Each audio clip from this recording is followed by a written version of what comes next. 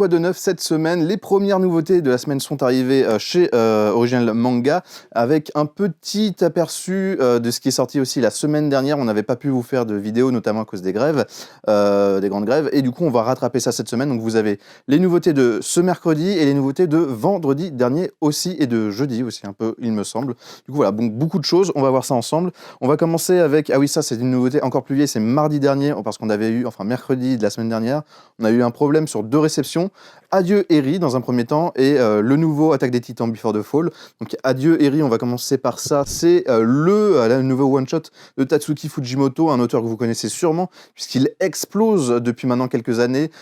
Premièrement avec Chainsaw Man, puis avec notamment Look Back qui a eu un très très bel accueil. Tatsuki Fujimoto, c'est un auteur incontournable dans le manga contemporain. Il nous revient du coup avec ce one-shot qui avait été déjà publié dans le Shonen Jump, dans le Jump Plus, il me semble, donc qui est la version numérique du Shonen Jump.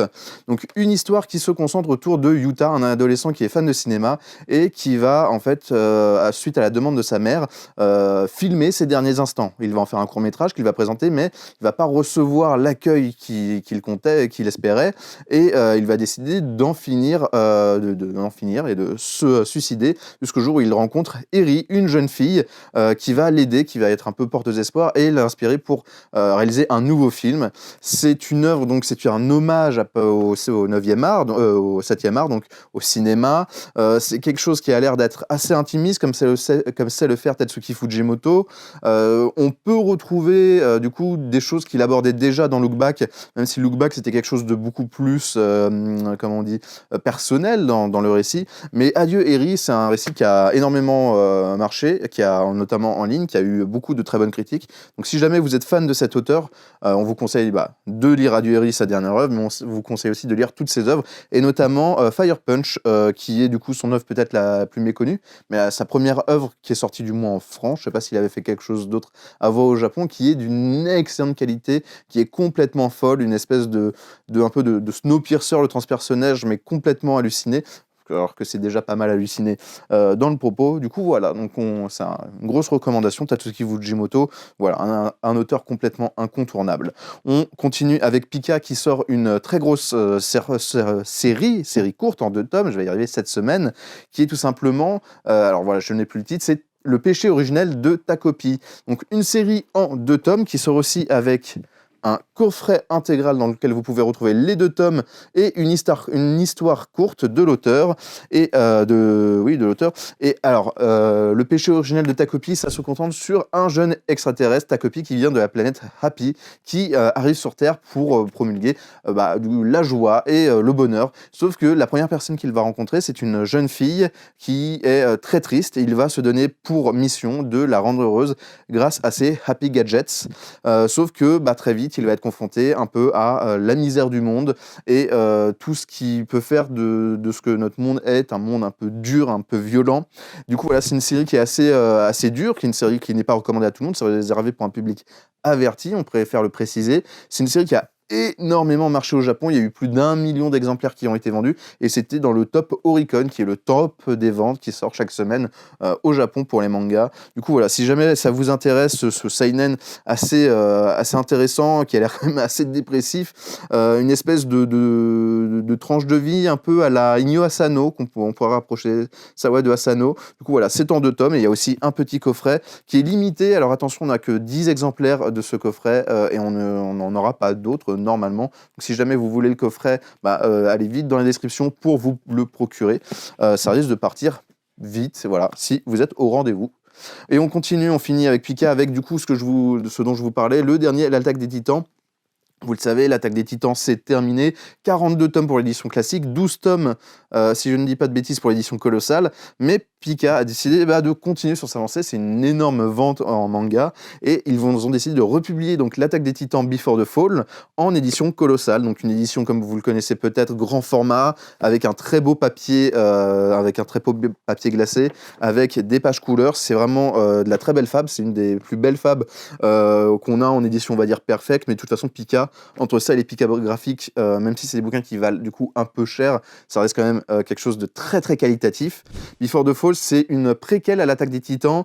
Alors, ça se passe du coup, je ne sais plus combien de temps avant, 13 ans après la construction des murs, mais je ne sais plus combien de temps avant la série originale, et donc ça va se concentrer notamment sur du coup le monde qu'on connaît, avec notamment un enfant des Titans. C'est en fait suite à l'ingérence d'une secte qui voue un culte aux Titans, qui vont réussir à laisser rentrer des Titans dans l'enceinte des murs.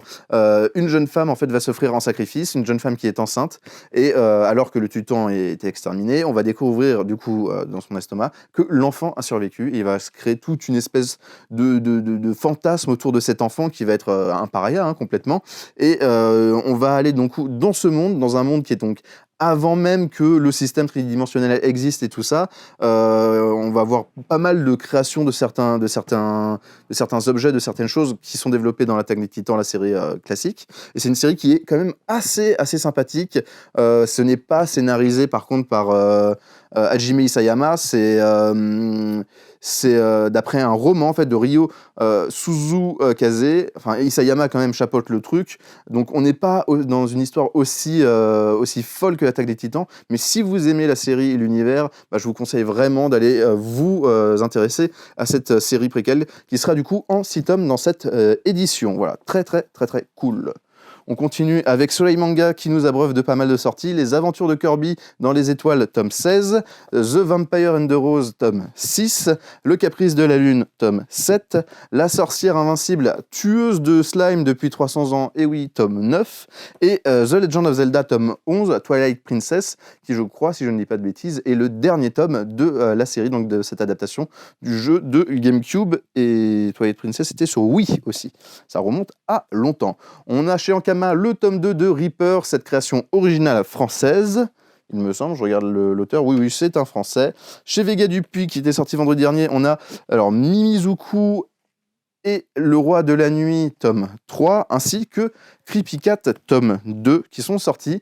Là, on a quelque chose d'assez intéressant.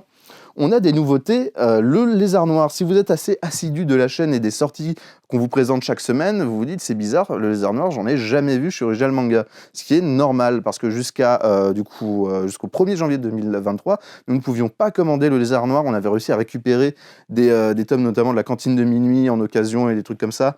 Du coup, il y a de l'occasion, mais le Lézard Noir, on n'avait pas de compte chez le distributeur. Et le 1er janvier, le distributeur du Lézard Noir a changé. C'est passé chez Hachette, chez qui on a un compte, puisqu'on reçoit la plupart des nouveautés chez Hachette. Et du coup, on peut commander les nouveautés, ainsi que les anciennes séries du Lézard Noir. N'hésitez pas à nous dire si jamais vous avez des séries que vous aimez, que vous voudriez acquérir et que vous voudriez voir sur le site pour qu'on puisse les commander et pouvoir vous les proposer. On va prendre dans tout cas la plupart des nouveautés, du coup, tout ce qui nous intéresse.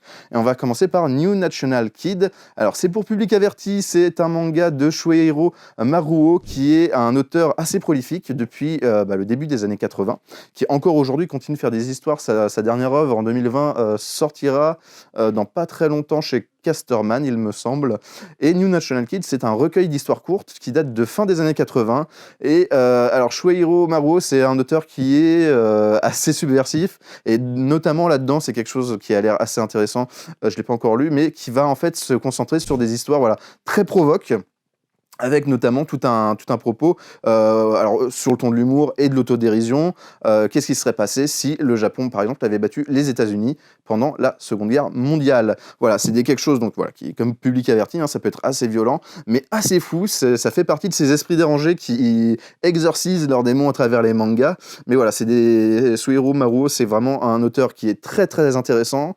Donc on vous conseille de lire ça si jamais vous aimez le manga un peu les Roguro, qu'on vous avait présenté, qui est un genre du manga très particulier. On vous avait présenté La Princesse du Château Sans Fin, qui est un très bon exemple de ce à quoi ressemblent les Roguro. Je vous invite à aller regarder la vidéo de La Princesse du Château Sans Fin, qui était une vidéo du calendrier de l'Avent de Max. Mais du coup, voilà. Donc, New National Kid, ça vient de sortir, donc on vous le conseille très fortement. Une autre sortie de chez Lézard Noir, c'est Box tome 2. Qu'y a-t-il dans la boîte? Aucune référence, bien sûr, au film Seven. Alors, Box, qui est une espèce de survival game un peu fou. Et du coup, voilà, c'est le tome 2 sur 3. On devait recevoir le tome 1, mais on l'a pas reçu. Donc il y a peut-être un problème de réimpression. Mais si jamais vous avez déjà pris le tome 1, bah, sachez que le tome 2 est disponible pour 13 €. Le Lézard Noir, on est très ravis de les accueillir dans nos rayons. Une maison d'édition qu'on suivait personnellement, un peu chacun dans l'équipe manga depuis très longtemps, et on aime beaucoup leur travail. Du coup, voilà, donc sachez que la grande nouvelle, c'est que le Lézard Noir arrive chez Original Manga, et ça, c'est magnifique. On continue avec Kana, il est sorti de vendredi dernier. Le tome 2 de Boys Abyss, un manga qui avait tapé dans l'œil de Mélicia, et dont vous avez bien parlé du premier tome dans une ancienne vidéo Quad 9. Je vous laisse la retrouver si jamais ça vous intéresse. On continue avec Undead Unluck, tome 9. On continue aussi avec Darwin's Incident. Alors, c'est le tome 3, si je ne dis pas de bêtises. C'est excellent, c'est ça. Et on va passer chez Panini Manga avec le tome 20 de Sidou, donc du Tsutomu Takahashi, un auteur qui est complètement incroyable, dont j'aimerais bien vous faire une vidéo sur cet auteur parce que il est formidable. Et une autre sortie de Tsutomu Takahashi, le tome 3 de Blue Haven, qui est le dernier tome de la série pour cette réédition. Tsutomu Takahashi, un auteur qui est complètement fou et dont on va réentendre parler cette année, parce que notamment, il y a Alive, une de ses premières histoires, un one-shot qui ressort chez Panini dans quelques mois, et aussi sa dernière série, dont j'ai oublié le titre, mais qui sortira chez Pika. Voilà, petite insight, n'hésitez pas à vous renseigner là-dessus. Jumbo Max, voilà, sa dernière série, Tsutomu Takahashi, c'est Jumbo Max, une série qui a l'air vraiment très intéressante, dont on vous reparlera bien évidemment quand elle sortira. Et on finit cette revue de sortie en manga avec pas un manga proprement parlé, mais un artbook. Mangetsu nous propose du coup l'artbook Junji Ito, qui sort aussi en parallèle du lancement du festival d'Angoulême, dans lequel Junji Ito est bien sûr invité. Un artbook qui est magnifique, qui ravira les fans du maître de l'horreur. Junji Ito, cet esprit extrêmement dérangé, qui nous propose toujours des images les plus folles les unes que les autres. Vous avez sûrement des pages qui s'affichent à côté de moi pour voir un peu ce que vous avez dans cet artbook. C'est un objet qui est très très beau, c'est complètement du souple, ce n'est pas du cartonné. Alors pour un grand format comme ça, c'est sûrement mieux d'avoir du souple, quelque chose qui souffre moins vraiment de gros défauts, de reliures cassées, tout ça. En tout cas, c'est vraiment cool d'avoir ça, c'est vraiment cool de Mangetsu de continuer à nous proposer de diverses façons de pouvoir contempler l'œuvre et l'art de ce maître. On est très ravis d'avoir ça en boutique, qui est disponible. Bien sûr, on en a pris quand même pas mal pour pouvoir vous le proposer, notamment si vous êtes parisien et que vous comptez aller au Festival d'Angoulême, n'hésitez pas à prendre votre artbook. J'allais dire ici, mais en même temps, il vous faut acheter un bouquin de Junji Ito à Angoulême pour vous faire une dédicace. Donc bon, c'est peut-être pas le meilleur move, mais bon, si jamais vous n'allez pas à Angoulême plutôt, n'hésitez pas à prendre cet artbook ici à Original Manga ou sur notre site internet. Bien sûr, vous connaissez la chanson. Tous les liens, bien sûr, pour retrouver ces mangas et les commander sont dans la description de la vidéo juste en dessous de moi. Comme d'habitude, je vous invite avec la petite animation à vous abonner, à liker, à activer la cloche et aussi à partager les vidéos. Ça, c'est ce qui nous soutient le plus. Faire connaître nos vidéos, ça nous aide à toucher plus de monde, et ça, c'est vraiment le plus beau cadeau que vous pouvez nous faire. En attendant, je vous retrouve très bientôt pour des prochaines nouveautés manga ou comics, et puis voilà, en vous souhaitant plein de bonnes lectures.